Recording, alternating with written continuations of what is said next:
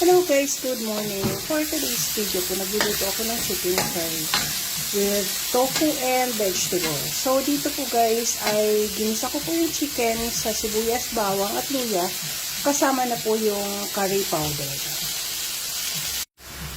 And dito po guys, nilagay ko na po yung coconut milk o yung gata. Kung makikita nyo po guys, ay frozen yung aking gata. Yes, frozen po yung ginagamit ko. Kasi po ay, hindi po ako every time ay pwedeng pumunta ng palengke. Yan. So, ang ginagawa ko po, nagpapapiga na ako ng gata.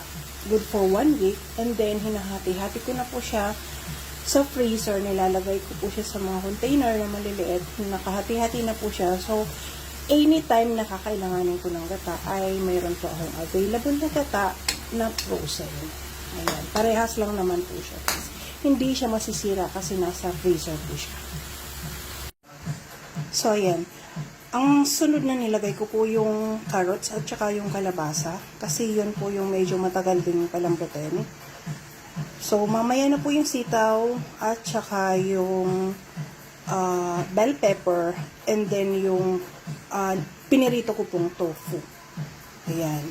And then after that, ilalagay ko po yung unang gata, yung malapot na gata. Ayan. Ayan guys, nilagay na natin yung sitaw, bell pepper, and yung pinirito kong tofu. Ayan. So, ilalagay ko na yung malapot na gata. So, ayan guys, nilagay ko na yung frozen gata. As I've said, frozen gata po yung gamit ko. Pero wala pong chemicals yan kasi ako mismo yung naglagay niyan sa freezer. Pinapiga ko sa palengke and then ilalagay ko lang po siya sa mga container. Yun. Then ilalagay sa freezer. So, pag kailangan, ilalabas lang.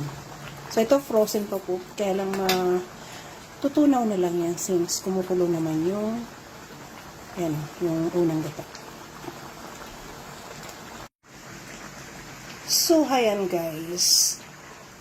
Nailagay na po natin lahat ng sangkap ng ating chicken, tofu, vegetable curry.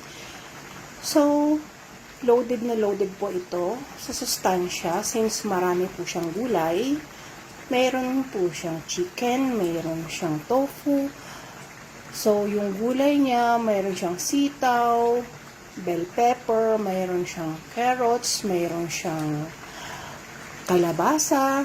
Ayan. So, all-in-one na itong ating ulam for today. So, yun lang po guys. Thank you for watching. And have a blessed Sunday po sa lahat.